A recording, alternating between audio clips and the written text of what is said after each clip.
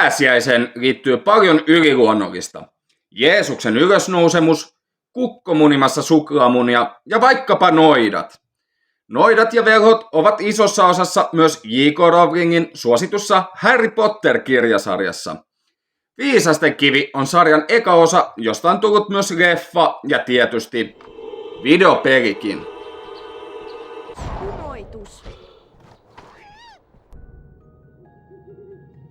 Kirjan olen lukenut ja leffan kävin katsomassa leffateatterissa, joten itselle Harry Potter on tuttu. Mutta jos jollekin ei vielä ole tuttu, niin Harry Potterin tarina lyhyesti. Harry Potter on nuori velho, joka opiskelee yhdessä kavereidensa Ronin ja Hermionen kanssa Tylypahkan koulussa. Hei Harry, loitsutunti alkaa ihan kohta. Eikö olekin jännää? Aika ärsyttävä vai mitä? Sarjan kantava juoni on Potterin taistelu pahaa Voldemorttia vastaan, joka on pimeän puolen velho. Voldemort on esimerkiksi tappanut Harry Potterin vanhemmat ja on niin pelottava hahmo, että kukaan ei uskalla hänen nimeään edes mainita. Myöhemmissä osissa hommat tietysti lähtee enemmän laukalle, mutta tässä Viisasten kivessä meininki on vielä suht koht simppeliä, kun Harry Potter on vasta ekaa vuotta velhokoulussa ja kaikki on hänelle vielä uutta tässä maailmassa. Ja jälleen kerran muuten pleikkaajan arvosteltavaksi on valikoitunut peli, jossa puhutaan suomea. Potter huijasi! Epistä! Riesu ei ollut vielä valmis! Siinä! Riesu ei tahdokaan Potterin tyhmää pakettia! Ole hyvä vaan! Siitä heti isot pointsit pelille, että peli on kokonaan dupattu myös suomeksi. Ääninä on muun muassa legendaarinen duppaaja Pauli Olavi Viiran poika Virta, jonka äänen monet varmasti muistavat lukuisista piirretyistä. Herra Potter, kerro nyt teille, miten vaunua ohjataan. Ja ei, peli ei ole mikään kauhupeli, vaikka moni hahmo tässä pelissä on suorastaan kauhistuttava. Potter on löytänyt laiskiaisen aivot. Oliko hänellä onnea? Peli on toimintaseikkailua, johon on sekoitettu mukaan vähän tasoloikkaa. Tämä onkin pelin isoin ongelma.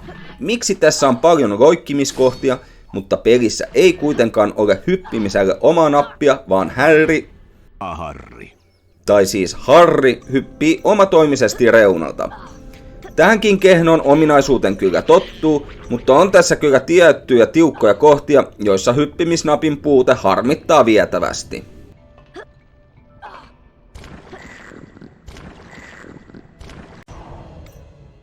Tasoloikinnon lisäksi peli sisältää myös vähän puzzlea, rytmipelailua Oi voi. Oi voi. Ei hyvä. sekä sporttia.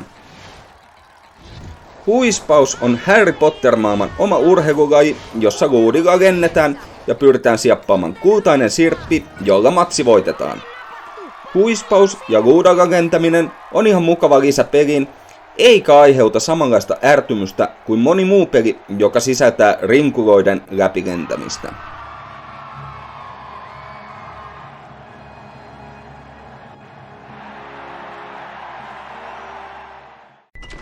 Pelin tapahtumat sijoittuvat pääasiassa Tylypahkan kouluun ja sen läheisyyteen.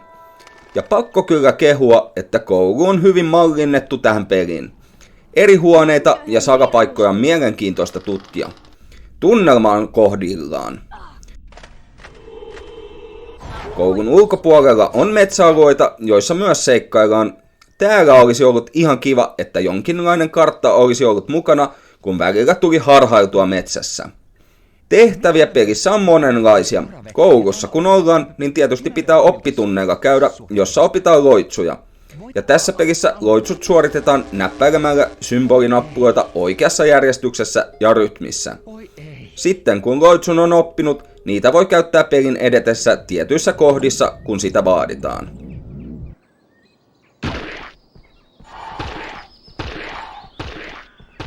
Sipirdium lentiusa.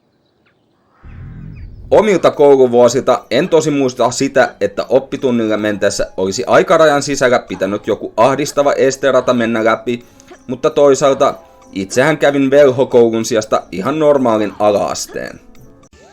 Oppituntien lisäksi koulussa on muitakin tehtäviä ja jopa muutama pomotaisteluksikin luettava hetki. Tuntuu, että ei ole kunnon pleikkapeli, jos ei siinä ole Crash Bandicoot-maista pakojuoksukohtausta.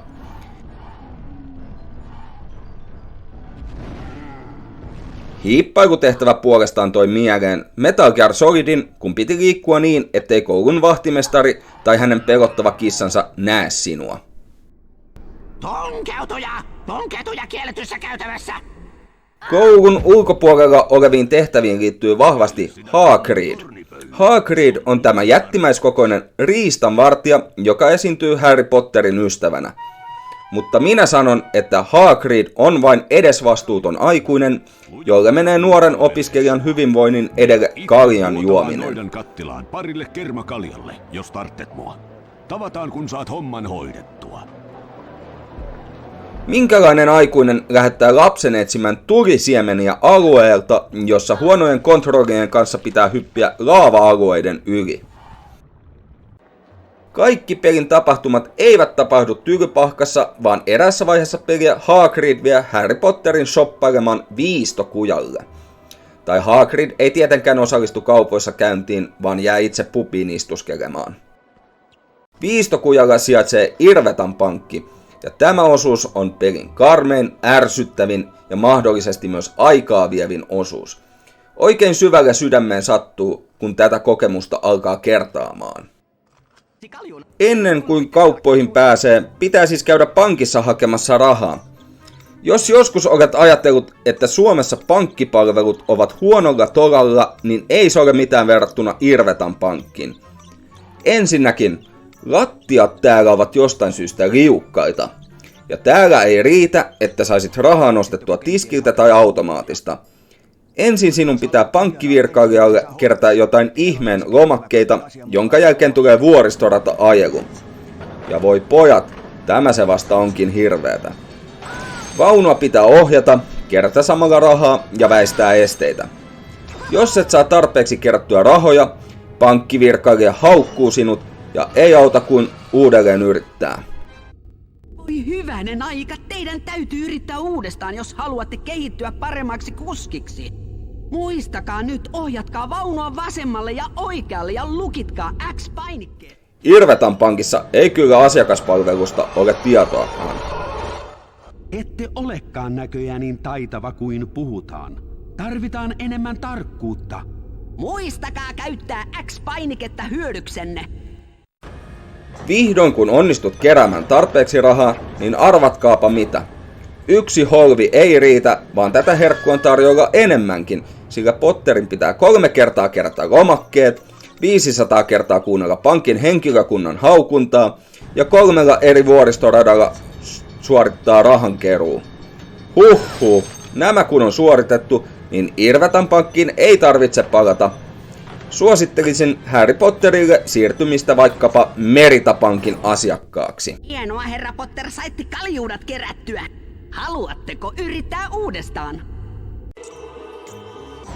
Viistokujalla on muutakin kuin tuo ärsyttävä pankki, sillä rahojen hommaamisen jälkeen pitää käydä vielä ne Hagridin pyytämät tavarat ostamassa.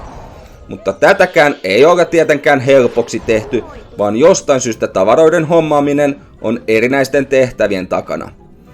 Miettikääpä vaikka miltä kuulostaisi se, että tarvisit pajunoksaasi höyheniä, menet paikalliseen euromarkettiin ja hyllystä haun sijasta joutuisitkin kaupan takapihalle jahtamaan riikin kukkoa, jotta saisit niitä höyheniä.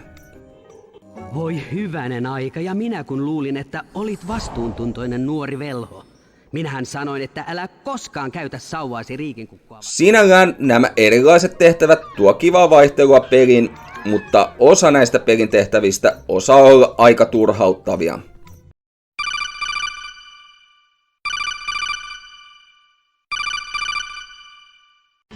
Tähän väliin pitkästä aikaa viikon katsojakysymys. Pupujupu kysyy meiltä, olen kuullut, että peleissä voi olla niin sanottuja Easter eggejä. Mitä ne ovat ja miten niitä voi löytää? No tässä pleikkaajan vastaus. Easter eggillä varmasti tarkoitetaan Ipanat-peliä eli Rugrats Search for Raptor. Kyseisessä pelissä on Egg Hunt-niminen kenttä, jossa tarkoituksena on aikarajan sisällä kerätä Easter eggejä, eli suomeksi sanottuna pääsiäismunia. Ja tämän pelin löytää hyvin varusteluista kaupoista. Myös keltaisen pörssin tarjonta kannattaa tsekata. Ja nyt takaisin Harry Potteriin. En halua liikaa pelin tapahtumia spoilata, mutta mukavasti tämä kuitenkin seuraa kirjan tapahtumia, vaikka tietysti melko paljon tapahtumia on ohitettu ja toisinaan tarinaa viedään eteenpäin kertojan avulla. Tykkään siitä, miten tässä on kuitenkin loppupuoli esimerkiksi toteutettu. Kirjasta tutut kolmipäinen koira, uninen peikko ja shakkipeli ovat hyvin tuotu mukaan tähän peliin. Sekä tietysti pelin huipentava taistelu Voldemortia vastaan. Viimeinen pomotaistelu oli kuitenkin ihan lastenleikkiä verrattuna tuohon Irvetan pankin Via Dolorosaan. Kumoitus. Kuole, Potter! Pakko myös tuoda esille pelin muita hyviä puolia. Tässähän kerätään samalla myös omalle tuvalle pisteitä.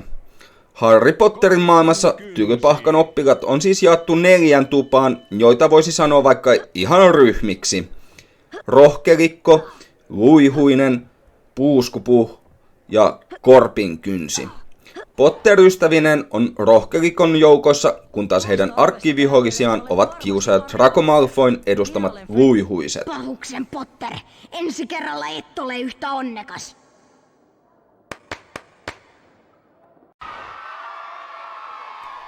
Näitä pisteitä saa kerättyä huispausmatseista, tehtävistä ja sitten saattaa olla vaikka ihan, että siirrät kynttilän loitsulla pöydälle.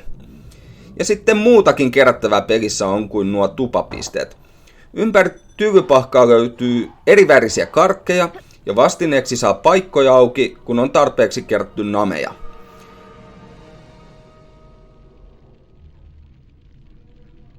Sitten kerättävänä on vielä velhokortteja, jotka ovat tämän maailman lätkäkortteja. Eli jos pelin haluaa 100% pelata läpi, niin juonellisten tehtävien läpikäynti ei riitä, vaan tällaista mukavaa pikkusisältöä on mukana pelissä. Sehän on Pottapää Potter!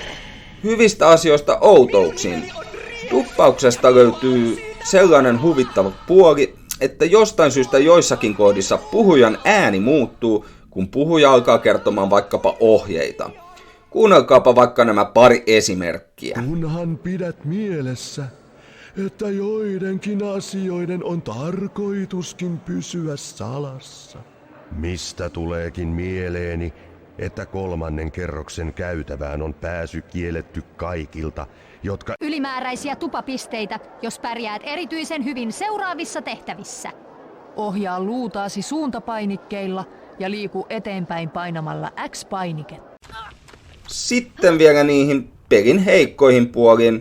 Irvetan pankki ja hyppynapin puute on jo mainittu, mutta koin myös hiukan ärsyttäväksi noiden loitsujen suorittamisen tosipaikan tullessa.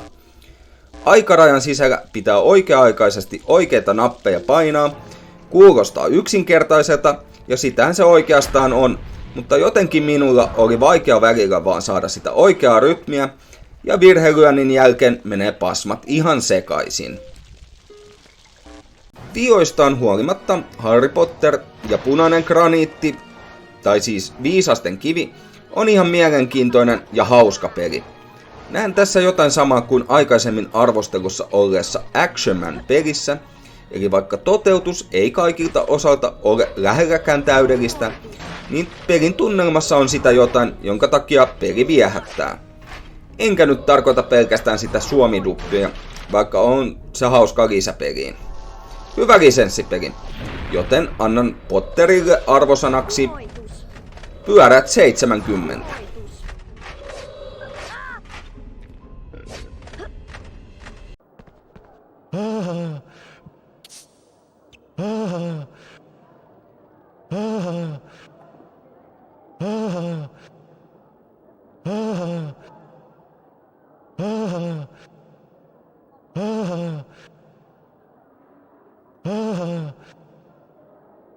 Ah,